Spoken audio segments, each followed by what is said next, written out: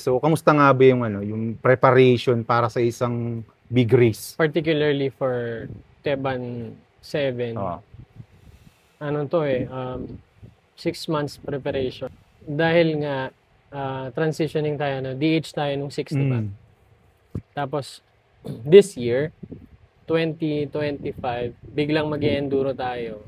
Ang active line natin before ay 1 from Teban 6. So gagawin mo 4. So nakita ko na yun, sabi ko kailangan magsimula na maaga. Dahil una yung budget constraints. Sabi ko pag maayos muna tayo isa, dalawa, darating na rider and then it's gonna be sustainable. Mag-ride naman yan. Tama. Which happened. Okay naman siya. Sustainable. But ang challenge this year, hindi kami series. Hindi kami kasama sa series. Meron tayo Mondraker series. Sinuport naman natin yan. Pinuntahan natin almost all except for the last one kasi Baguio. Nandun ako sa lahat ng Mondraker series. Even if I can't ride. Nandun ako to support the team. BGC. May injury kasi ako last year. Half of the year lang ako nakaride ulit. Yun ang isang for the prep, kinonsider ko yun dahil hindi nga tayo kasama sa series. So, mawawala sa'yo yung lahat ng kasama sa leg 1. Kasi last year, expect mo lahat nung may mga nag-aabol ng points. Darating yun sa dulo. So ngayon, this year, it's a standalone. So kailangan prepare mo na maganda. So, ang ginawa namin ng team, lumapit kami kay Provincial Tourism. Napag-isahin na yung lakbike and Teban. If you remember, taon-taon may lakbike. November yun, di ba? December. June. June. June parate. June, July ang lakbike. Ako din kasi yung race director ng lakbike. Since tinap tayo ng probinsya to do that for the tourism ng province. Every June yan. So sabi ko kay Ma'am Marlene, pag-isahin na lang natin. So, yung effort natin, let's just do one big race event na nandyan lahat ng ating effort, pagsamasamahin na natin para mas maging memorable year-ender race. Fortunately, pumayag naman si Ma'am Marlene. Kasama namin sila ngayon sa nag-aasikaso at tumutulong. Ano naman, yung tanong ko naman more on the community. Di ba ganyan, nagpe-prepare ka ng tracks para sa enduro. Siyempre, hindi maiwasan, may mga nagre-request dyan. Nagnuno ka ba sa request? Ano ba yung mga common request na ninunungan mo? Tsaka paano mo sila tinatanggihan? Okay. Yung mga request sa trails ba? Request anything sa related sa trails or sa race format, gano'n? Marami pa ring request. As much as I want to, na pagbigyan lahat. Hindi kaya Gaya nung yung mga hardcore rider pare, for example. Gusto nila lakihan jump. Dahil medyo bitin sa kanila. Hindi ko pwedeng gawin. Kasi, pare, kung bibilangin mo tayo, I mean, gravity riders, no? Wala pa siguro tayo sa 1,000. Ang kumakarera dyan, nasa 400 to 500. Sa 500 na yun, ang competitive and skilled, nasa 10%. 10% lang. Totoo. So, kung lalakihan mo yung feature, at may gap pa, lalo na kung may gap, no? Mag-enjoy lang yung that small portion lang of the community. So what we do sa Teban, as much as possible, walang gap. Tabletops or smaller drops. Ang malaki lang naman dyan yung kupang. At saka yung mga nasa dulo. Pero lahat yun may option Kasi we try na maging inclusive para lahat pare masaya. Totoo. So, yun nga, may mga requests na mga hardcore. Meron din naman requests yung mga newbie na, boss, baka naman pwedeng tanggalin mo na yung ugat. Hindi ko naman pwedeng gawin yun dahil kasama na talaga sa natural trail yun. And, pwede naman lakarin. Pwede mo kain. Or optionan mo kung most features ng Teban, I mean, all features ng Teban ngayon may option na. Pati yung steep natin, pare. Dami na naghihingi sa akin ng option niya. Ilang taon na. Yes. Finally, ayan, nagawa na natin ang option. Ang ganda. So, I'd expect yung mga nagdadalawang isip na hindi sasali dahil takot dun sa steep. Eto na pare, pagkakataon na nila. Meron ng pakaliwa, ng kanan. Safe na sila. Pagdating naman sa race, marami ring request sa akin dyan. Sa race, gusto ko talaga lahat i-accommodate. Huwag lang yung lalabag sa rules. Gaya ng mga scoring, kagaya ng mga penalties. Halimbawa, may nagsabi ng ganito, may nagsumbong, i-disqualify ko daw. May mga ganun i-disqualify yan, ganito, ganyan. Una, syempre, hanapin mo. Tatanungin mo syempre yung person concerned. Kaya sasabihin naman, hindi. So, to be fair, sabi ko dyan, kung may proof kayo, pakita niyo sa akin. Or at least a witness na nakitang ginawa. Ayan, pwede nating pagbigyan yung i-consider. But if none, kasi may marshal tayo all throughout the trail naman. Tatanungin ko din yung marshal ko. Di ba? Pag naman sinabi ng marshal ko na walang nalabag. So, just to be fair, pare. Dami request, madami. Yung iba, silly requests na pero lahat, gusto ko sanang pagbigyan. Ano naman yung kunyari, sasali ako sa Teban, di ba? Or yung mga manunood. Ano ba yung pwede naming expect for this year's race? This year, pare, fiesta tayo. Fiesta. Napansin mo yung... Lechon. Meron tayo lechon. Ang taon-taon kasi, masaya yung may team, di ba? Parang nag-start yan dun sa Teban 5 yata. Oldest 5. Oldest 5. Naging catchy siya. From them on, may teams na tayo. And this time, since kapartner na nga natin si Tourism, para pasok din sa kanilang tema, ginawa natin piyesta. So ngayon, expect nila this year, literal na piyesta, dadatnan nila, maraming food, maraming drinks. Depende rin sa magiging turnout ng registration. Meron pa tayong mga palaro bukod sa bike. As in, palarong piyesta, no? Manguhuli ng baboy. Exactly. Pare, Palo Sebo, bakit din natin yun sa may price? Ayos yun, maganda yun. Since ang dami natin sponsor na magbibigay ng mga pampasayang paraffle or pampapremyo, depende sa turnout ng rider, marami tayong abangan nilang mga games pare. Hindi lang yung rides. At dito sa mga palaro, pwedeng yung mga asawa. Lahat. Lahat. Yung mga manonood na dayo, yung team nila, kasama nila, support groups, pwede sumali. So yun yung pwede natin masabi na changes or improvement from the previous races. That's one. Oo. Siguro para mas mainganyo rin yung mga yung mga newbie or yung mga bago or yung mga nag-ride lang nung safe. Kamusta naman yung bawat stages ng karera? From 1 to 4 kung i-explain mo siya sa sarili mo. 1 to 4. Simplihan na lang natin. SS1, green line, pinaka-friendly. As in, kahit newbie, pwede dyan. Makinis yan. Walang bato, walang ugat. May flow siya. Pero ingat ka pa rin dahil nagkaka-speed siya eh. So, kung gusto mo magturo, meron kang kaibigan gusto mong budulin, diyan mo dalhin para hindi madadala. Kasi minsan kapag sinama mo yung tropa mo, pare, dalhin mo sa sa Tagaytay, Papis. Pare, starting nakita mo yun. Kahit ako ilang taon na ako nag-ride, nakita ko yun. Parang ayoko na. Anyway, stage 1, very friendly. Maigsi. On the average, 4 minutes. 4 minutes. Haba na rin. 4 minutes on the average. Kapag matulin, siguro 2.5 to 3. Yan. Stage 2 is the Santa Cruz line. SS1 nga pala. Tinulungan tayo dyan ni Ride Plus. Nila Doxid. Tsaka Mr. Ride Plus. Yan ang tumulong sa atin dyan. SS2 naman, nag-usap kami ni Attorney Alden, Santa Cruz, Philippines. Sabi niya, I'll help out. Salamat, boss. Maganda yun. Bali, pag nagpahata ka na isa, you go down SS1. Starting yun sa hagdan, go down SS1, and then 10-minute liaison from the finish line ng SS1, 10-minute liaison, papunta sa starting ng SS2, which is the Santa Cruz line. So, yung finish line ng S1, nasa gubat pa rin? Yes. Parang ganun na, okay. Yes. Since diba, maiksing lang siya. 3-minute, 4-minute ride. Pupunta ka ngayon sa starting ng SS2, May mga race tapes yan, susundan mo lang. Hindi ka maliligaw.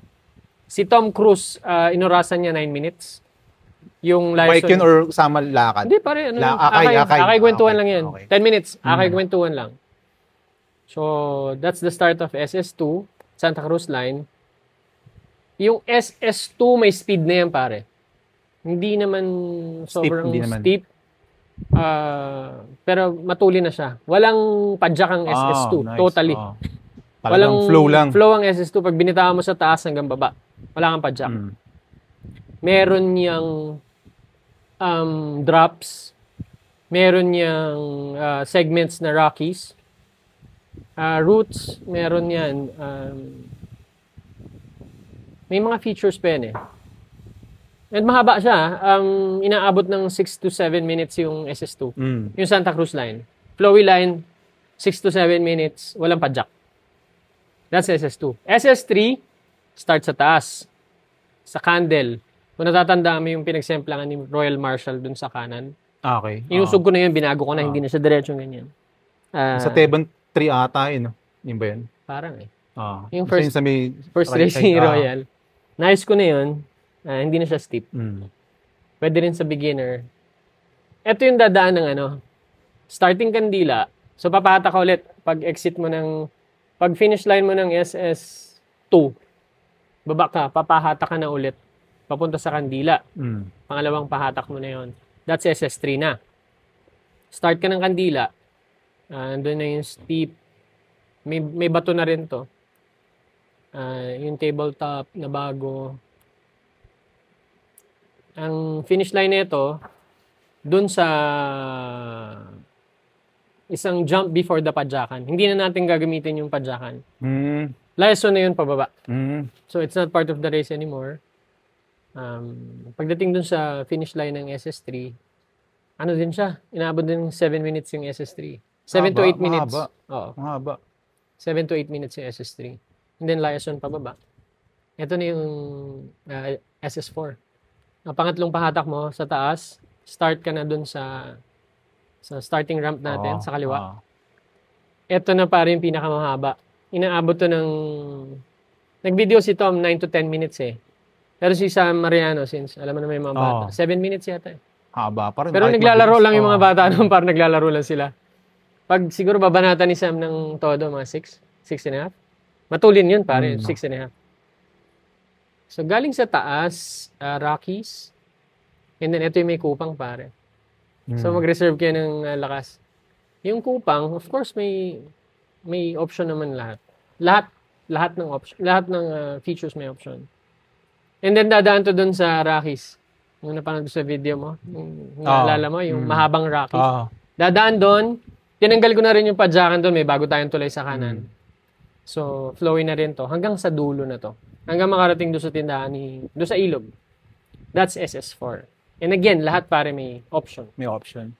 So, kung newbie ako, kung first time kong sasali ng race, eto na ba yung race na para sa akin, tingin mo? Oo pare, especially yung timing nung panahon ngayon, ano? Ang ganda ng lupa natin. Lahat may option na. Sabi ko yung steep na dati, chinatsaga talaga kahit yung mga newbie, pare. Ginagapang nila yan, tinatapon nila yung bike pababa. Ngayon, you don't have to do that kasi may option na. Tapos, since this time nga, consolidated effort, tapos year-ender natin, kung ikaw newbie, kung gusto mong makita yung community ng Gravity, dito makikita mo sila. And dito kasi, ang number 1 ko sa rule sa Teban, bawal dito yung bad vibes pare.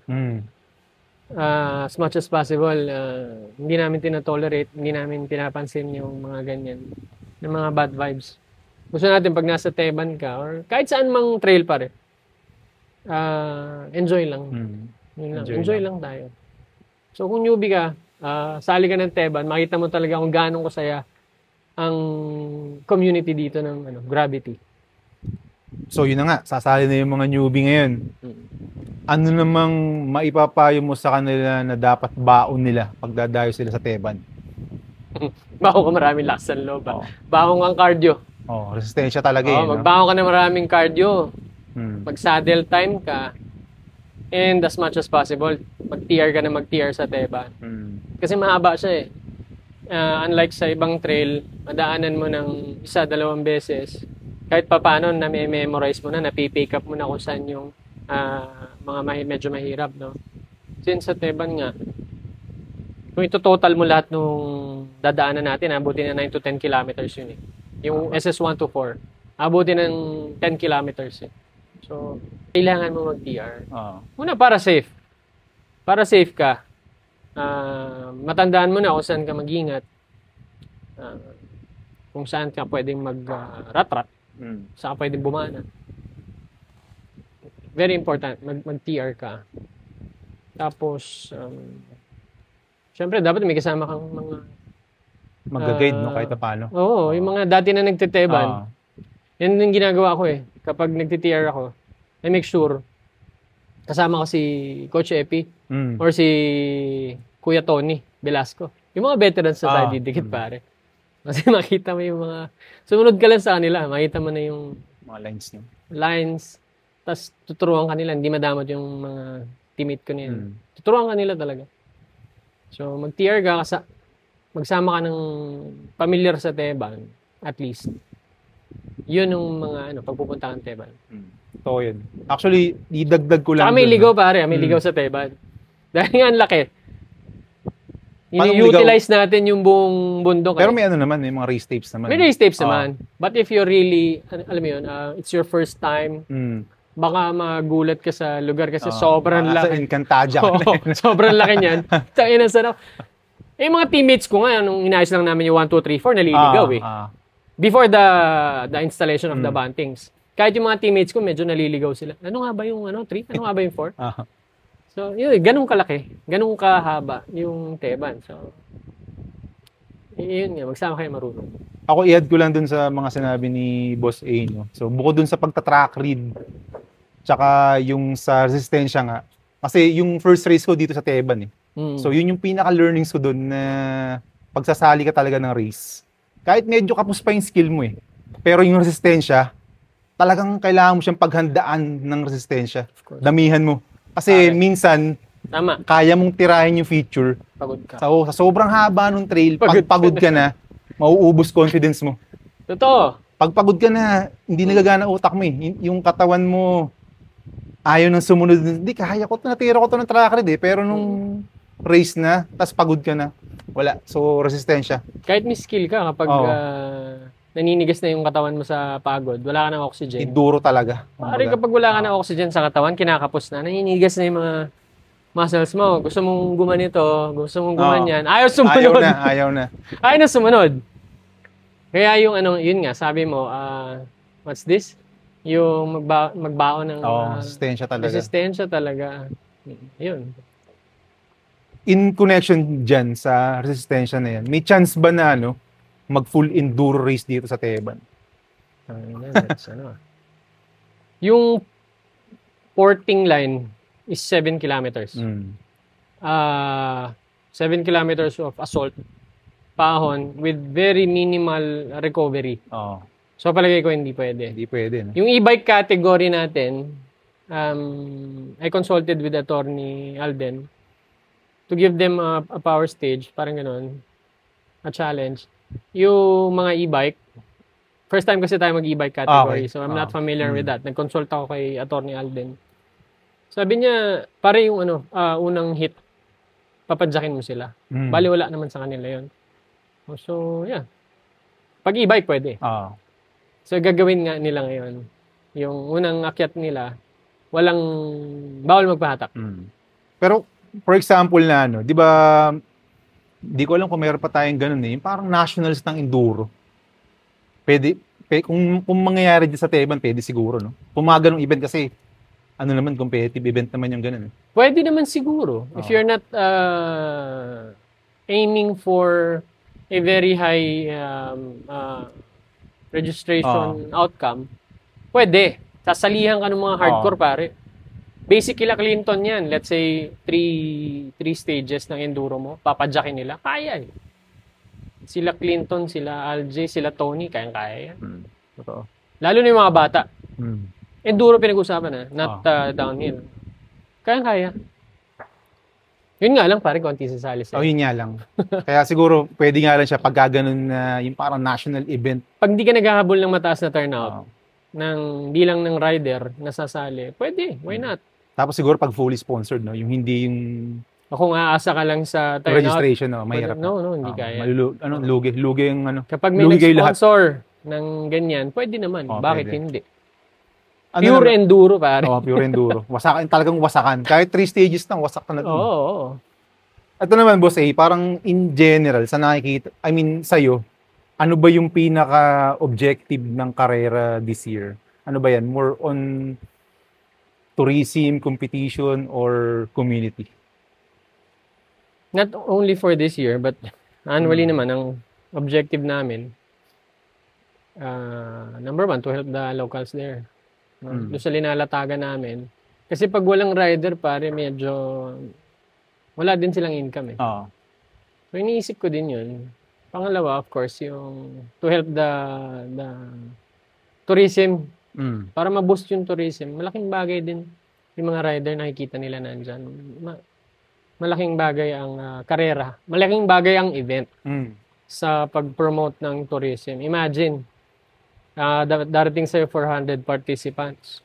May mga kasama yun, asawa, kaibigan, anak. So, on the average, ang dumadayo sa'yo, 1,500 in one day. All of those 1,500, hindi naman pupunta ng DRT. If not, because of the event. So, ngayon, yung 1,500 maganda pala sa DRT. Kahit pa paano, nasa mapa na sa nila. Maganda, makabalik nga. Makapunta nga dun sa may nakita kami dun ganyan. So, malaking boost pare. Yun yung isa sa mga objective namin. Kaya kami nagpapares. Tama, maganda yan. Totoo naman. Kasi once na mapuntahan ng tao yan, pag feeling nila, nabitin sila dun sa nakita nila, babalik pa yan para mag-explore eh. Tama. Ano naman, balik tayo dun sa trail natin. Bigla ko lang naisip, meron ba tayong mga dyan? May mga shortcut ba dyan? Sneaky lines? Shortcut. Or dami pare. Marami. Ang dami shortcut sa Teban. Hindi maiwasan sa haba niya. Marami talagang shortcut. Ako, bilang trail builder, kapag bumibisita ako sa linya, hindi ko naman dinadaanan almost lahat nila. May tinatagos ako dyan. So, yun yung mga shortcut. Pero sa race natin, we take pride in that. Full buntings. Full buntings. Para wala nang tanungan. Wala nang tanungan. Wala tayong tanungan. Basta nag-cross kang buntings. Yun na yun. Disqualified na. Simply. Very simple. Tama. Full buntings. At least malinaw, no? Linawin mo lang sa kanila. Basta sa loob lang kayo ng buntings. May mga area dyan na nilalakihan ko yung scope nung buntings. Magkalayo. Pili kayo linya. Binibigyan mo din ng freedom yung rider na yung creativity nila na maghanap ng linya. Diyan lalabas. Okay naman. Ito pa, Boss A. Opinion mo lang. Bakit? Hindi naman sa gusto natin mangyari to. Kumbaga, bakit yung mga nakaraang karera parang marami nadadali sa Teban? Sa Teban kasi, usually yung mga nadadali yung talaga naghahabol. Gusto pumuesto. Can't blame them kasi para sa Teban, ang hirap mag-top 10 dyan. Ang hirap. Sa nag-attend tayo ng mga races, sinaswerte naman makapasok sa top 10. Pero sa Teban, pare, pinakamataas ko na dyan, top 10. As in 10. Kasi nga, dumarating yung mga... Malalakas, no? Malalakas. So, siguro that's number 1. Yung mga talagang naghahabol ng panalo sa Teban. Number 2, fatigue. Sa haba. Halimbawa, for example lang, halimbawa, taga-Papis ka, sanay ka sa magra-ride ng 3 minutes. Tapos, bababa ka dito. 7 minuto na... hindi pa rin natatapos. So, ang laking factor nung pagod na pagod ka na, hindi sanay yung katawan mo sa medyo mahaba. Na hindi ka lang naman talaga nagbabike, no? Pare, dadaan ka sa Rockies, ang daming features. Yun, pare, yung fatigue siguro at saka yung mga naghahabol. Also, kung mapansin mo nga pala, sa Teban, kapag maulan, konti or almost walang na-aksidente. Nag-iingat sila. Pero kapag tuyo, All out. all out pa. All out. Naglilipadan sila. Doon may na-aksidente. Sobrang nag-enjoy. Bitaw. Yun nga, hindi naman nila ma-memorize yung track sa sobrang haba. Doon nadadali. Yun. Tsaka ano rin talaga eh. Minsan mapapasarap ka rin sa Teban eh. Siguro nadadala ng emosyon dun sa flow. Tsaka siguro add ko na lang din dun, boss. Since lagi nyo ang parang pinapalaking event nyo, siguro sobrang daming kasali. Tumataas din yung chance na parang may nasa-semplang. Mas maraming rider, more chances, mas mataas ang probability na may na-aksidente. Hindi na may iwasan, kasama rin sa sport. Ang naging ko rito nung Teban 1 parang, di ba, ang nangyayari doon parang may cut-off Teban 1. So, first 50. So hindi ako nakapasok doon. Tumambay ako doon sa Na-cut off ka pala. Doon sa mahabang steep. Oo. Di ba yung parang sobrang habang steep na pag sinilip mo sa taas parang ang dilim? Parang hindi mo kita yung dulo. Teban 1, yan? Teban 1. Yung tinatawag nating parawagan steep. Ang nasaksihan ko doon nung mismong race, nung sa hardtail na, lahat ng bumabalibag doon sa doon sa pader. Seryoso. Kasi pag bababa doon, kailangan mong ma-negotiate yung left turn, tapos magra-right ka. Kung final run na, so parang all out na sila. Lahat ang karamihan na nakita ko hardtail eh. Parang pag boom, talaga galit, intense eh. At bago ka makarating pare sa segment na yun, pagod ka na.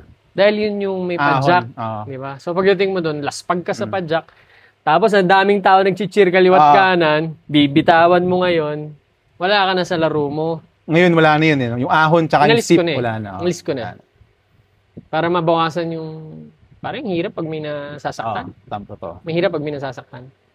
Although hindi mo yung may aalis. Sabagay, maganda nga rin yung ginawa ng boss na parang green line tapos newbie friendly. Do mataas para naman yung inclusive para sa lahat.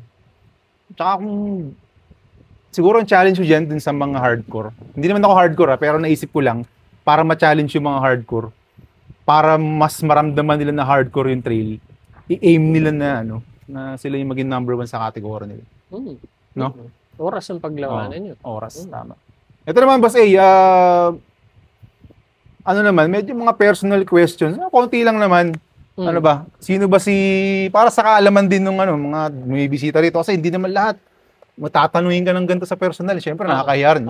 Sino ka ba? Parang gano'n, di ba? So, ito na yung chance. Kumbaga, lahat kami, makikiano na rito. Para makikichismis na. Kumbaga, sino ba si Adler bago magkaroon ng Teban Trail?